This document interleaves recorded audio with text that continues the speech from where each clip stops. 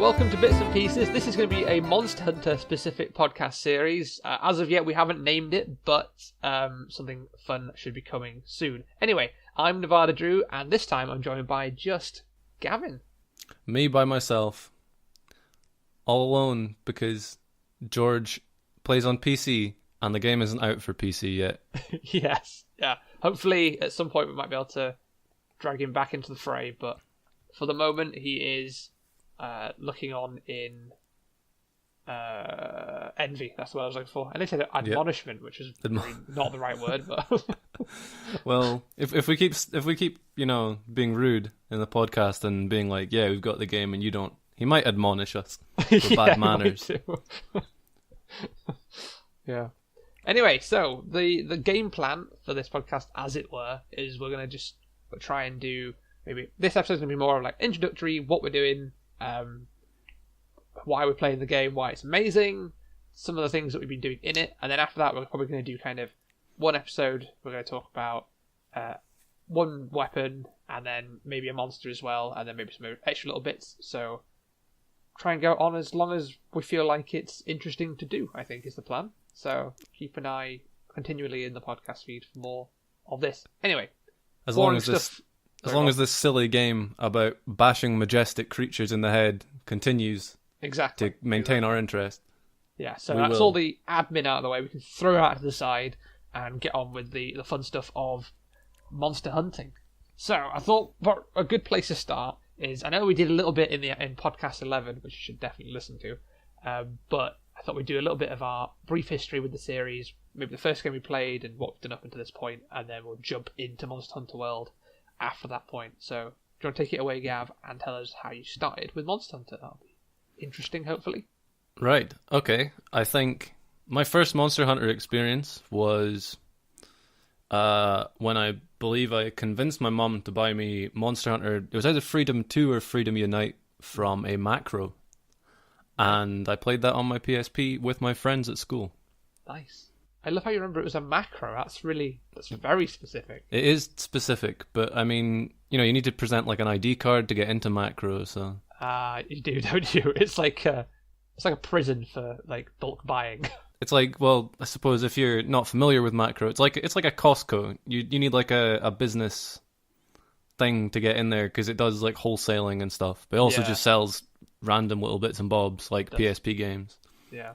You also have to calculate the VAT yourself. Anyway, not important. What is important is that I played that game with my friends. Nice. Or at least the ones that had PSPs.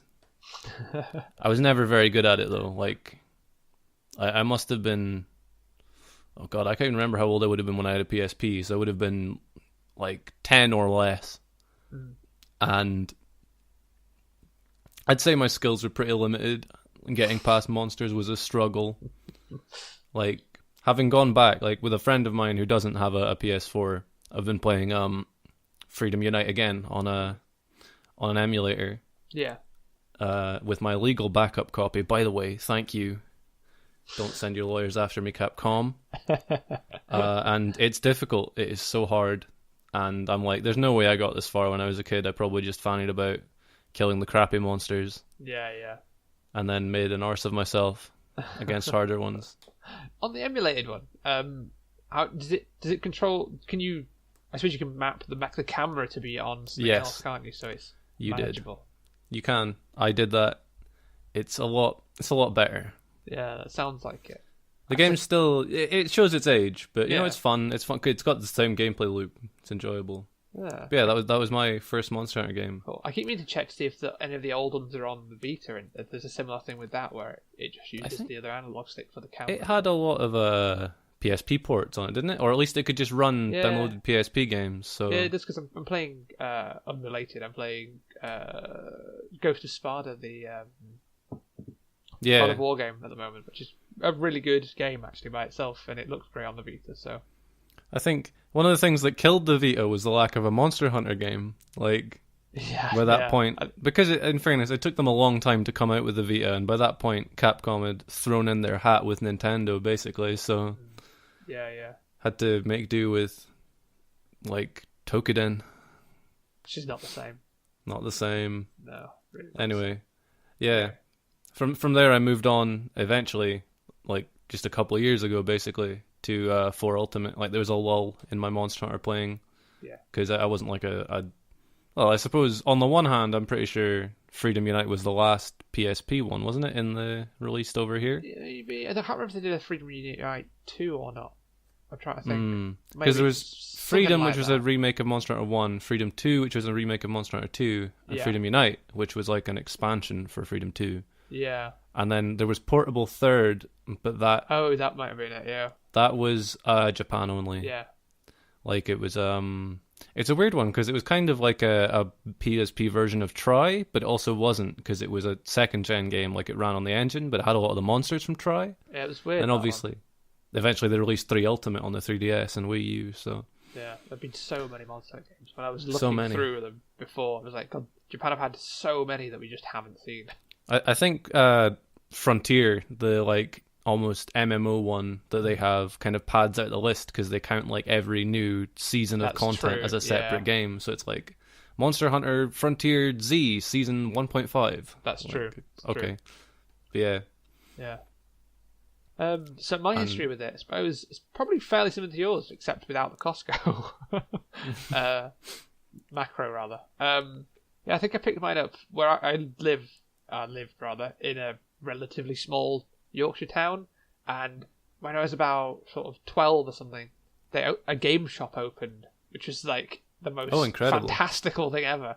It was only there for about maybe 2-3 years before it went completely bust, because there's only so many children that can buy video games, I think. Only so much pocket money to go around. Yeah, it's not a big town. It's kind of out of the way. We're more or less in the Yorkshire Dales, so it was very strange that it even opened up in the first place. But I remember buying...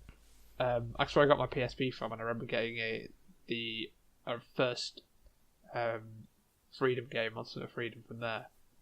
Nice. And I also remember playing with my friends. A couple of friends anyway, and then I also remember making my brother get it as well because he had a PSP. My brother's 5 years younger than me, so he really struggled with it. Which he still makes jokes about to this day. About, do you remember when we used to go on holiday to Wales and you'd force me to play Monster Hunter with you? I was like, yeah, good times. Yeah, so that's probably that. And I think I got Freedom Unite. I don't think I got Freedom 2. Yeah. But I don't think I played Unite as much. I think I was expecting it to be maybe more of a leap than... Yeah. I figured I missed when I thought it would be a bit more of a jump forward, which it's not really in terms of Monster Hunter. No, so it's very much a very slow similar progression. Yeah.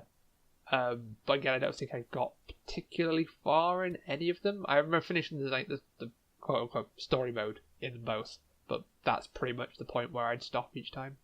Well, I'm pretty sure that's further than I got. Yeah. I think I'm lucky if I made it past the first few stars of missions, and then I was... It's because I'm a few years older than you, though, so... Well, you would have been 10, I'm probably about 14, 15 maybe, so... yeah. And then a wee baby. yeah, you were. Bashing you monsters. Killing Popo over and over.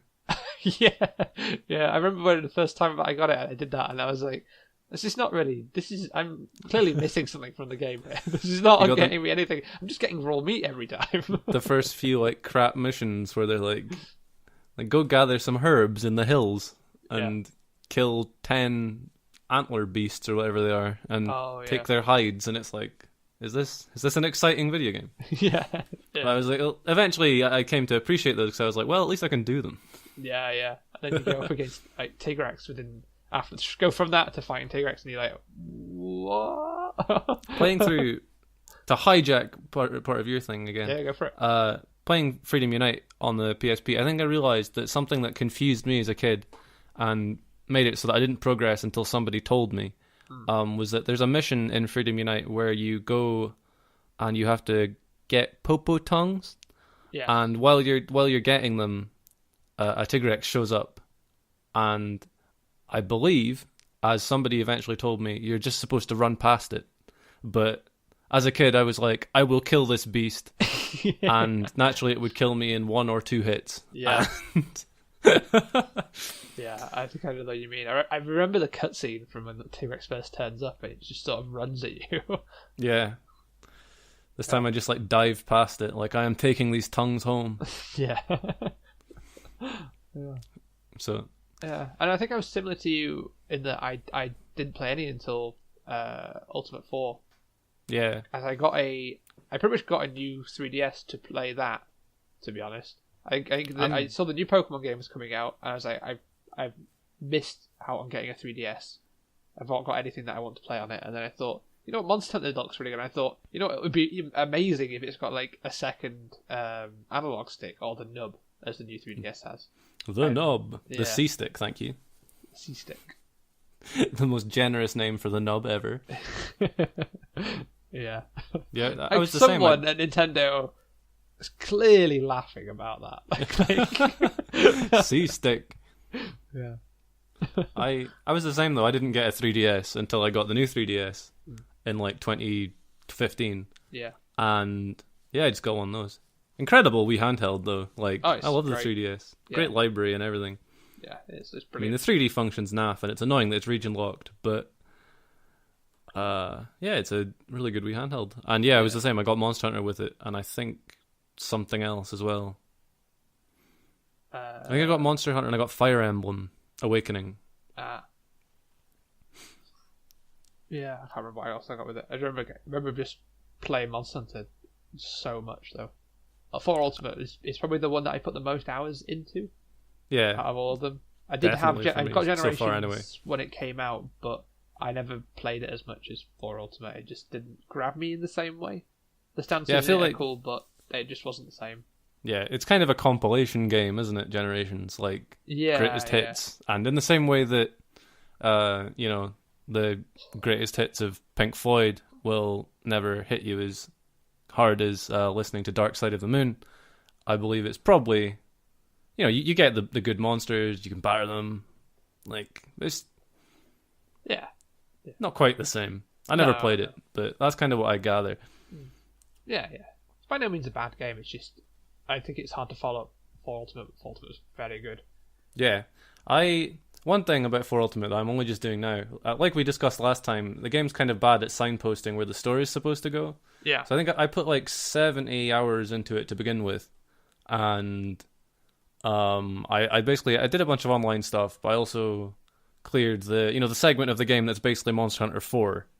Yeah. Like right up until the you go through all the areas and you kill the Shigaru Magala and solve the mystery of the Frenzy virus. Yeah.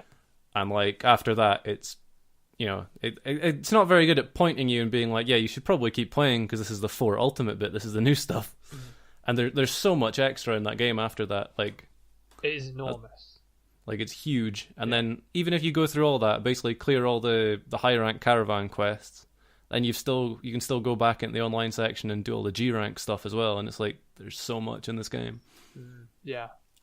You won't even see some of the game's like absolute coolest monsters unless you put like 150 hours into it. Yeah, at least. It's nuts. It's by far the longest I've played a 3DS game, and that I've played like an awful lot of Pokemon on my 3DS. Like, because Pokemon's one of those games where I just sort of in the evening I just sit in front of the TV, watch something, half run around and like level up a Pokemon or like hatch an egg. Whereas the Monster is like the exact opposite of that. I'm like, I would have to be glued to this. You can't look away for a second. No, exactly. Unless you want to just suddenly get battered. Exactly. Yeah. So yeah, that's how we came to the series, which is, they're about the same sort of things. I think that's probably how a lot of people probably came to it, to be honest. Yeah, I imagine there's a lot of people who've played them on the PSP. Yeah. Maybe dipped into them on the 3DS, maybe didn't, and they're now coming back to it. Yeah, I must say that in university, I actually tried the original Monster Hunter on the PS2. I can't imagine with a great amount of success. Not with a great amount of success, no. Most people bounce off it. Yeah, mostly because the disc broke after the first 3 hours. Like 3 hours, maybe sort of like the first sort of 6 or 7 missions. It just wouldn't load anything past that. I think I picked it up for pennies from like Computer Exchange or something like that. But yeah. But it was interesting. Like, yeah, it was nice to see that kind of where it all began and stuff. But now we'll whiz forward to Monster Hunter World, and sort of maybe talk a bit about what weapons we're using, what armor sets we're finding cool, and maybe some skills that we like as well. So, at the moment, I'm using the switch axe still. I haven't gotten anything more that I've since podcast 11 that we did recently that I've kind of tried out. I'm mostly just using the switch axe.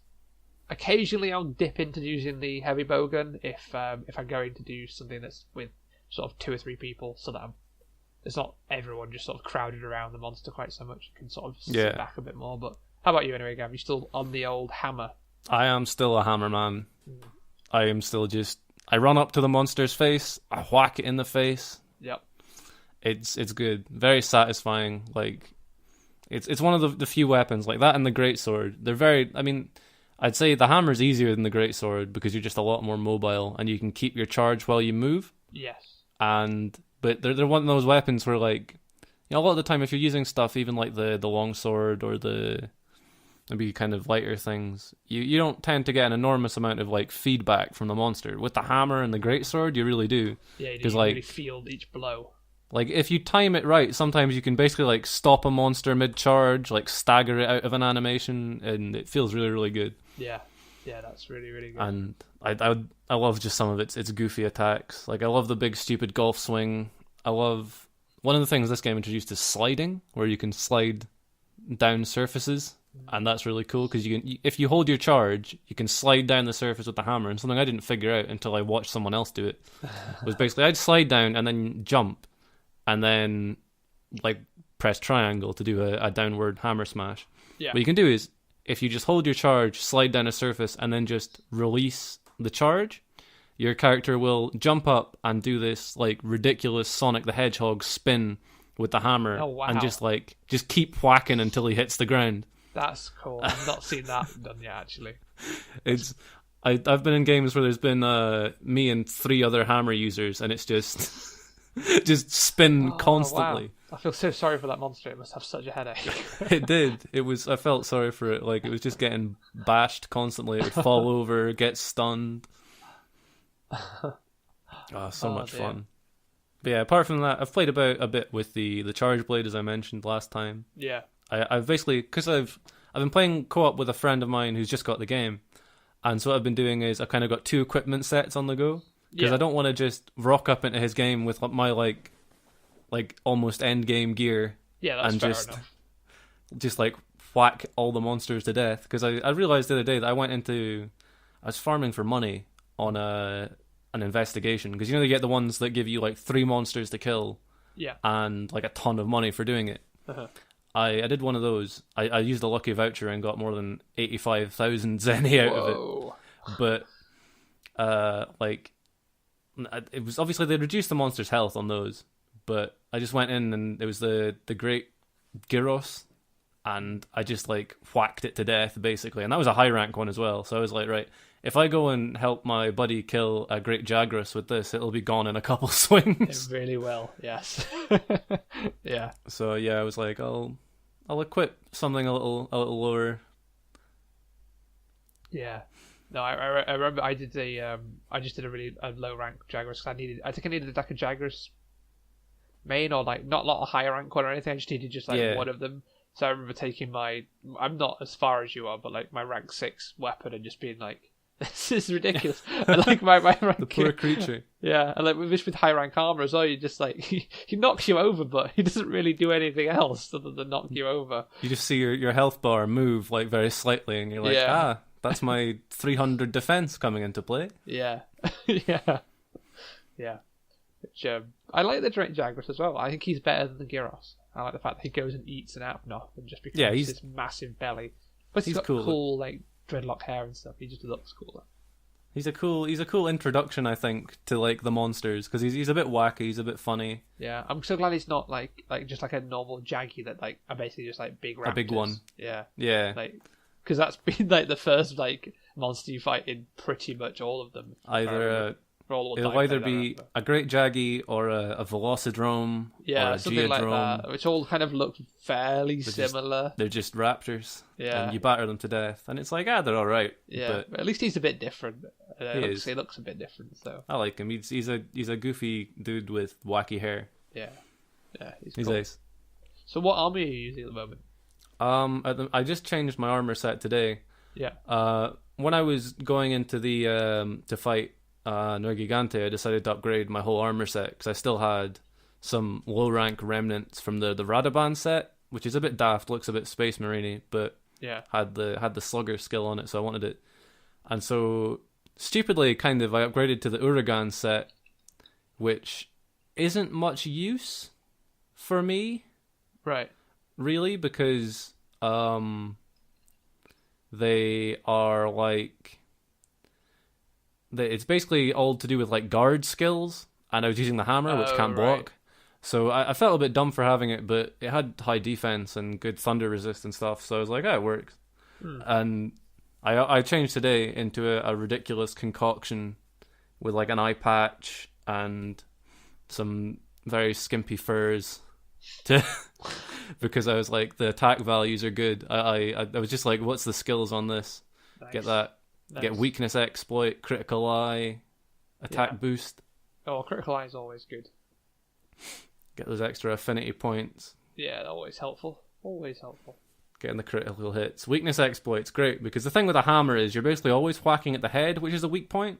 And what weakness exploit does is just increase your affinity, which is for people who might not know, affinity, it's not very well explained. It's basically your critical hit chance on the monster's weak points. And since a lot of things are weak points, thankfully, this isn't. Sometimes Monster Hunter can be a bit finicky, and you get those monsters who have like small weak points, and the rest of them's armor. There aren't really any of those in this game, so it's really good. Yeah, and you can tell when it's not because of the numbers that come up. Yeah, which is really and you can helpful. actually. Before it was just like, look at the weapon, like the impact it's making, and if it's small, it's not a weak point, and if it's big, it's a weak point, and it's like that's kind of obscure. It is, especially on like a 3DS screen, which is quite small. So yeah. They're trying to stuff your face in it, trying to see what's what. I might get a photo of my guy, his current outfit. Yeah. Because it looks quite silly, but is very nice. Nice. It works out. I'm still trying to like. You don't get enormously good jewels until the end of the game either, so I'm not quite at like the end. So I've like completed. I've seen the credits, but I'm not getting the best drops yet. So. Oh, Monster Hunter. No, Monster Hunter, indeed. I'm trying to think what I'm using. It's been a couple of days since I played. I was making the Zora Magdaros set because it kind of looks a bit like Sauron, and that's. I love that set. It looks so good. Yeah, so because that's one. Like I've done 3 of those missions now, so I'm not far off finishing it. Actually, it's like it's not a great mission, but the loot is good. Like, yeah, it's such a shame that like I think the worst part of the game is literally fighting the monster that's kind of like the main part of like what you've seen about like the main mystery almost of the game. And the annoying thing about it is like it's the same thing twice.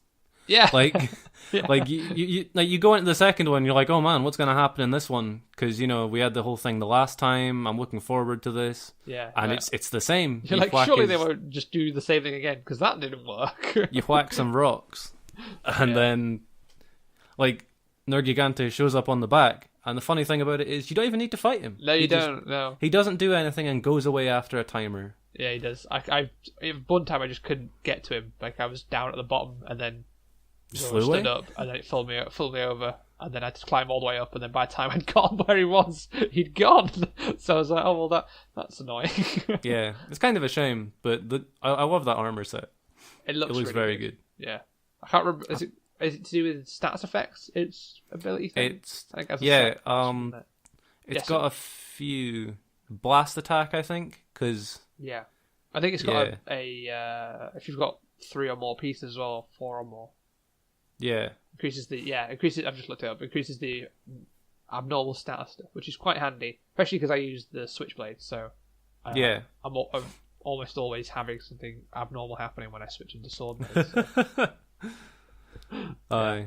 One of the things I've always found, on a complete tangent, a bit disappointing sometimes with Monster Hunter, is that for a lot of the slower weapons, like the great sword and the hammer, like it's always best to just go for damage rather than element, because you're not hitting enough for elemental build-up to happen as quickly as it would on like a faster weapon like sword and shield, dual blades, longsword. Yeah. Like, so you just kind of want to prioritize straight damage, and I always find that's a bit dull. It's like I'd like if I could.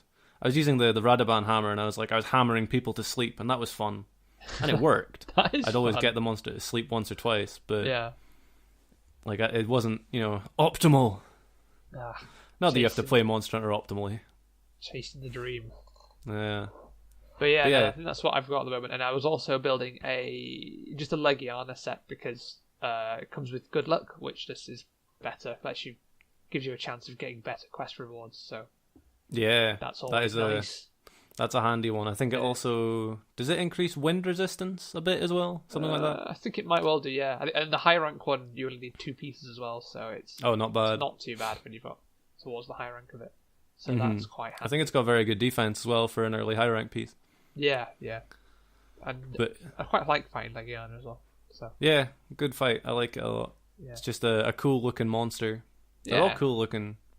They are pretty much, to be honest. Yeah. There's none of them that I actually dislike. I think Great Gyros might be the most boring one, but he's still like a cool, like paralyzed cobra dude. Yeah, he's all right.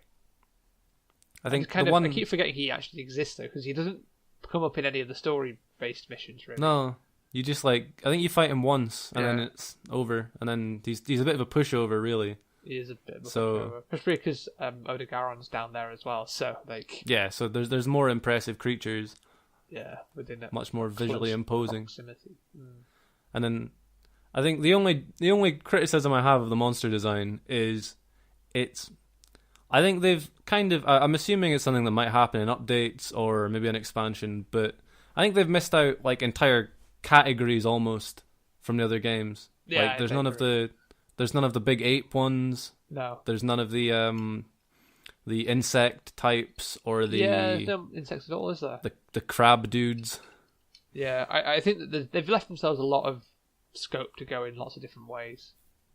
Yeah. There's no snake ones. I liked a lot of the snake class ones from Monster. Oh yeah, like the Najarala and the Dalamader. Yeah, I remember the first time I fought Najarala, I was like, wow, this guy's enormous because he looks imposing when he stands up on his legs. And then you fight, is it like the tidal one or something? Or like the basically the alternate version of him. It's like twice the size. It doesn't fit on the 3DS screen when you first encounter him. He's just towering above. Yeah, it's insane. It's nuts. And then you eventually get to the Dalamader, which is has its own map. It's so big, exactly. This enormous snake. Yeah. I remember when I first did Najarala, I was like, wow, that was an impressive snake thing. And then my friend who also plays it was like, you've not seen anything yet. If you think that was a big snake, just wait until later. Yeah. Yeah, I wish there was a snake, something. But I'm sure they'll pop up eventually, given the way they've, I think, defined the way they're going to update the game, at least so far. Mm-hmm. Because I think they've confirmed at least that they're going to do one monster update soon, I think in March. Yeah, we've got Devil Joe, haven't we, coming up? Yes, the big evil pickle beast. Yeah, the one who, if you cut off his tail, he will eat his tail. Mad creature. Exactly, yeah. It's also one of those games of especially this one, I would be happy if it kind of did the Destiny thing of it dropped an expansion every sort of year to 6 months. I would not have a problem with that, to be honest. Yeah. If it just came with a load more monsters in it, I'd be perfectly happy to do so. So if they just a new area, some new monsters, that kind of thing. Yeah, because we are missing a wintry area and stuff. So yeah, I remember one thing they said was they're not going to do any. Well, I can't remember. I've not actually seen this quote, but I remember someone said to me that they said they're not going to do paid content DLC. They're going to release a lot of free stuff, which is cool. Yeah. But then that makes me think: are they going to give it the ultimate treatment in a year and a half or something? Yeah, I don't know. Might do. Yeah, I suppose that maybe they're just being they're differentiating between expansion and DLC. Maybe. Yeah, maybe that's true. Maybe they'll do a whole area expansion, and that'd be an extra thing separately. Yeah, but then DLC being well, we'll drop in a monster every couple of months. Yeah, and that that's fair. Different, which either way, I'm very happy. So. Yeah. So speaking of armor skills, you were talking about with the set. What armor skills have you? I find there's something that in the previous games, I have kind of ignored because they were a bit finicky before. Like, they were very much kind of end game because they were kind of hard to get active without a lot of grinding earlier on. Yeah, because you find that if you tried to get them by the time you got on them, you didn't really need that level of armor anymore. You're on to the next set, so... Because, like, the way they used to work for people who started with World is that you would basically get, like, an armor piece would have, say, +5 to a skill, and you needed to get it to, let's say, +10 for the skill to activate. Yeah. And then it would get another level every 5 points or something. And sometimes you get negative ones. I thought it was kind of interesting. Going back to play 4U a bit, like, it worked kind of well because you could balance positives and negatives. Like if, let's just say you had one that was -5 ice resistance or something, that wouldn't just take away ice resistance, but if you had -10, it would activate ice resistance down, which would give you so much negative. So you could kind of min-max it in a way that felt kind of satisfying, but it was very kind of... It was min-maxy. Like, it was. Now...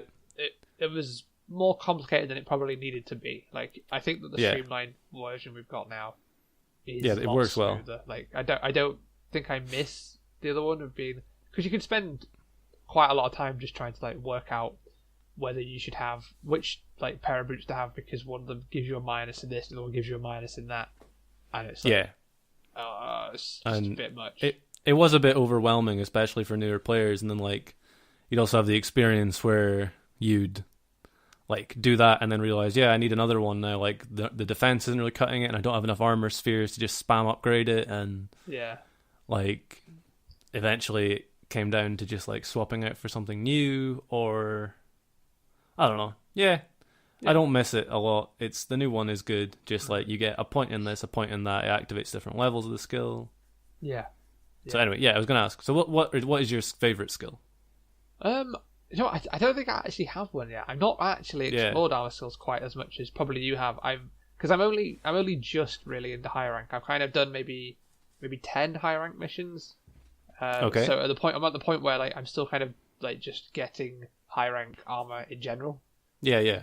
I was pretty bad. I kind of basically rushed through high rank. Like I got into it and I was just like, right, let's go. I just kind of I didn't pay much attention to optionals. I was like, right, Elder Dragons, I'm coming for you. And I just finished the game. And now I've got a lot left over to do, which is nice that it still feels like there's a lot for me to do, just in terms of like collecting armor pieces. Like, there's whole sets I want to look at. But it depends on obviously the weapon you're using. I'd say my favorite one, the ones that I've felt the most use out of, I don't know if this is really an armor skill, but it is a skill. I have the Divine Blessing 3 charm. And basically what it does is gives a flat chance to reduce damage, a bit like the Feline Defender food skill. Yeah. And I'm pretty sure that it's like a 50% chance at the 3rd level to just reduce the damage you take by half. Yeah. And so it's really strong. A bit RNG, but it saved me. Though, Like, there have been times when it's like, this shot is going to kill me, and it's like, damage taken reduced. And I've been like, thank you, ye gods. It's good because it saves you when you just make a fuck up, pretty much. Yeah. you sometimes accidentally jump the wrong way, and then like, oh thank God, I didn't get punished too badly for that.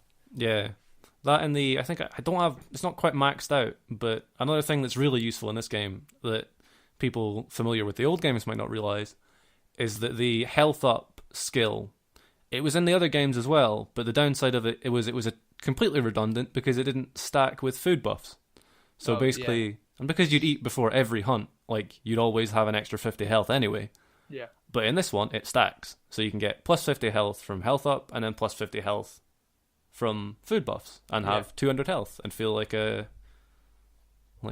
man with the longest health bar. That is helpful. I suppose for other skills, because I use a switchblade, I pick all the ones that have sort of improved my explosion damage from exploding my sword. And the ones that make it charge up a bit quicker as well. Yeah. And then any that make it so that the sharpness doesn't go down quite as quickly, because when I'm exploding it goes down that insanely destroys fast. The sharpness. Yeah. Those are probably the ones that I've earmarked. I've gone, those will be useful when I finally get around to actually building sets, but at the moment I've not. One skill I do want to try out though is, have you made the Moss Swine helmet? No, not yet. Is that the Gathering one? Yeah, no, I think it maybe has a gathering bit on it, but it basically lets you eat the mushrooms. Yeah, and I really want to see. I haven't tried out all the effects, but firstly, it looks hilarious when you move your head on the thing. It like wiggles with you, which is just brilliant. Yeah, I really want to try it out and just be like, what do these mushrooms do when I eat them? That is fair. I remember reading about someone who'd made a build, because apparently something that is a really useful and viable like end game support build almost is to go for armor skills, or I think you have to get charms and decorations for it, because I don't think there's an armor set that has it. I could be wrong. For wide range, and get Mushromancer as well, because what you can do with that is wide range at level 5, I think, basically means that anyone near you gets 100% bonus, like from what you do. Like if you drink a potion or something, they get healed as well. Yeah. So if you have Mushromancer, this gives you an almost limitless supply. That's really good. Free heals for your teammate, and if you're running the sword and shield, the primary advantage of that is you can use items without putting your sword away. Yeah. So you can just be like a massive shroom consumer, just stuffing them in your mouth. Oh yeah, I just love how it is just it came up on the high rank thing, and I was like, that's just a pig head. It's just a pig head. Yeah. Oh, it's cool. What's that for? Oh, it's a Muswine. That's awesome. I really need to try that out. Yeah, there's some other ones that are just like one single part as well. They're not from like a major monster. Yeah, it's like just the greaves or the I think a lot of the like small monsters have those, don't they? Like, yeah, it's pretty good. I like that. There's a lot of it's a bit annoying that I think because all the armor sets are very individual in this game and look really good on their own. Yeah, I think there's not so much of a potential for it to look good with a mixed set, because they tend to look a bit mismatched. That's a good point, more so than the other games. But at the same time, I like that the armors are really individuated and look really, really cool. Yeah, and I suppose actually you can change the colour of them still, so... That's the thing. You can change the pigment, but the annoying thing is it doesn't let you change the whole colour. Oh, I tried it. I haven't tried it, so... So let's just say if you have, like, Rathalos stuff... Yeah. And let's just say you have a mix between normal Rathalos and Azure Rathalos stuff, which is obviously blue. Yeah. And you go to like color it. You can only color like non-big bits. So basically, one will always be red and one will always be blue. Oh right, okay. Oh, it's not the best. I hope they'll add a bit more cosmetic options for that reason. Yeah, I think they might do. I don't see a reason why they wouldn't just add some extra bits. Yeah. But yeah, I really like the skill system. It's so much fun. It is really good. It's really lots of scope, flexible as well. So, and the only downside is it's weird because in 4 Ultimate they basically it was flipped in that you had to basically rely on prayers to RN Jesus for charms, but I think you could basically reliably craft any decoration you wanted. But now you can craft any charm you want, but all your decorations must come directly from RN Jesus in heaven. Yeah, the lady with that big pot. Exactly. Like you can only, that's the thing, you get her, but you can only craft so many of them. Like they're not all there, which is the worst. Because there's some that are really, really good. Like you can actually get once you start getting the hardest enemies in the game, you can get charms, actually decorations even, that give you, I think on level 3 slots, the same ability as like the armor set bonuses, and so those are really, really strong because those are very strong bonuses. Yeah, that's really good. But yeah, up until that point, it's kind of, whether or not you get something good. I've got like a ton of useless charms that I'm never going to use. I mean, decorations. Yeah. I've got quite a few. So right, before we went on too long, I believe that the last item on our agenda was, what was your most fantastic hunt? Yeah, I've been trying to think about what I've fought recently that I thought was particularly good, and I'm trying to remember if I spoke about it on the podcast or not. Yeah, podcast 11, but I don't think I did.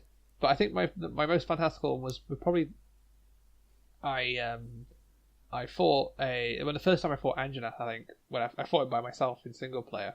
Yeah. Because my internet was down for the day because it's shit. It's pretty much it's terrible. Yeah, so I was doing that, and it was just the first time he decided to bring out his fans and then try and breathe fire. I was like, holy shit! I was not expecting that. Yeah, it's like as if this T-Rex wasn't bad enough. Yeah, it's like he's already terrifying, and then he just like tries to breathe bad fire. I think like Anjanath is he's one of the ones you always hear about when you're reading about people like starting the game, because he surprises you. Yeah. Like I was pretty surprised, because I think it took us a while to get past him, because I think you'd killed him and I was still trying to beat him, and we were co-oping it. I think one thing I have since learned is that 2-player co-op is basically the most difficult way to play the game, for the reason that it doesn't scale to player, like each individual player adding. It's just there's single player difficulty and multiplayer difficulty. Oh, really? And multiplayer difficulty is 2.6 times monster health. So it's just basically if you got 4 people, it'll probably go faster. If you got 3, it'll probably go a bit faster. But 2, it's pretty challenging. But that makes sense, because that was quite a struggle for us. I didn't think it would be quite as much. He took a long time to go down. Then I believe one of us. I think the first time we tried it, I think I got killed by the fire blast. Yeah. And I think the second time he like enraged and just like destroyed us. Yeah. I eventually killed him, but eventually. Yeah, he's a scary beast, and I think a lot of people encourage, like, he's like their first early game difficulty hurdle. Yeah, he is. Oh, he's I mean, so good, though. Because you have at the start basically you kill, you got the Jagras, the Kula Yaku, who are both kind of non-threatening. Yeah. And then the Tobi Kadachi, he's a spicy, sparky lad. Yeah. Toby's a bit tricky. And there's the Pookie as well. The yeah. Tongue guy. Tongueman.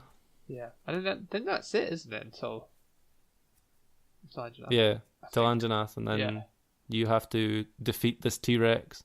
Yeah. Either that, or I can't remember if you take him on before or after the Baroth. No, I can't remember either. Anyway, because I can't remember if you go back to the forest to kill him. I can't remember. Anyway. You might do. I don't know. But yeah, it's that fight, and then because he does that, and then there's a bit as well where I don't know if it's always happens in the first one, but basically a Rathian comes down and like picks him up and then throws him on the floor as well, which looks amazing. Because that's probably one of your early like monster clashes as well. So like the first time you'll see a proper turf war. Yeah, you're like, this guy I've been struggling with just got the shit beat out of him by a Rathian. You're like, and I've probably got to fight that at some point. Yep, I'm gonna have to take that on. Yeah. Jeez. Yeah. It was just so good. Just that bit where he like just chasing it up the hill, and then Rathian swoops in from the shadows and just beats it up. Yeah, that's probably the most memorable fight I've had so far. What about you? I've always been very fond of the Diablos.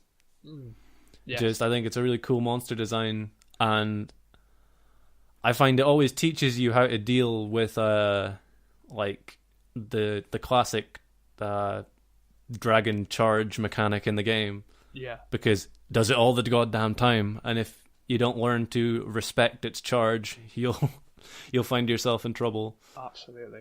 Because big 2-horned beastie that does not have time for you to be there. One of the peculiar things I remember hearing about, I can't remember if it's actually in the ecology bit, but weirdly enough, it's apparently a herbivorous animal.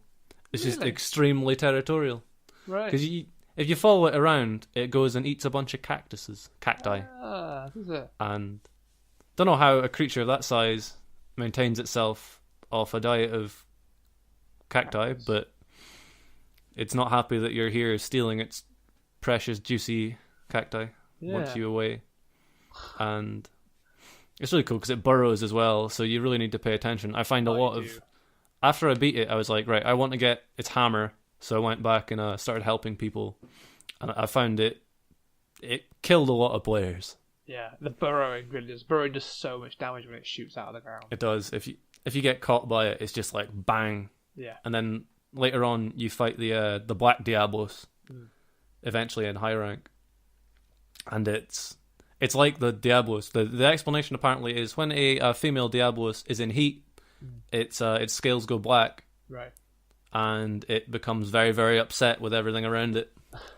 And it's like the normal one, but just way more aggressive. And its burrow like has an even larger, like it's faster and has a massive like leap on it afterwards as well. Whoa. It's really cool to watch, but it also flattened me a couple times. Yeah. I think I've only fought Diablos once actually. I think I did it on the one quest. You have to go do it, and I'm just not. I don't think it's not a major part of any of my weapon upgrades, so I'm not having to go back and find it a couple of times. I think it tends to have really good weapons for things like the hammer and greatsword that prioritize raw damage, because the raw damage is very high, but it's got one of those hidden elements, and very low affinity as well, at -25, so it never critically hits, but has very, very high like base damage. Yeah. Well, that's cool. Cool. I think that about wraps up our first podcast. Before we go on too long, make a normal length podcast out of it. Exactly. So we'll be shorter. About half. It is a bit shorter. So it feels weird, doesn't it? Not going on forever. Exactly. Yeah. Concision. So if you've enjoyed this podcast, do let us know. You can find us at bitsandpieces.games and read all our cool articles, or just what's the other thing? Social media. That's the word I'm looking for. Send us things on Twitter or Facebook at Bits Plus Pieces and Those Bits and Pieces respectively, or check out our Instagram, which is also at Those Bits and Pieces. Those are things. And feel free to send us in anything you'd like us to talk about on the next Monster Hunter episode. Yeah, we're gonna try which we continue to wear. Yeah, we're trying to do it every week, and we're going to try and do a weapon and a monster, sort of maybe a bit more in depth each time. And because I'm going to try some new weapons. I'm looking forward to trying the lance. Yeah, it's fun. It's the weapon I've never tried a lance, and I'm trying a lance in World. Takes a long time to get used to, but the lance and the gun lance they're a lot of fun. Yeah, it must be. It's a lot different from anything I've tried before. So, I think that about wraps it up. That does. Wraps it up and puts a bow on top. Exactly. So thanks again for listening, and we will see you next time. Bye. See you next time. Goodbye.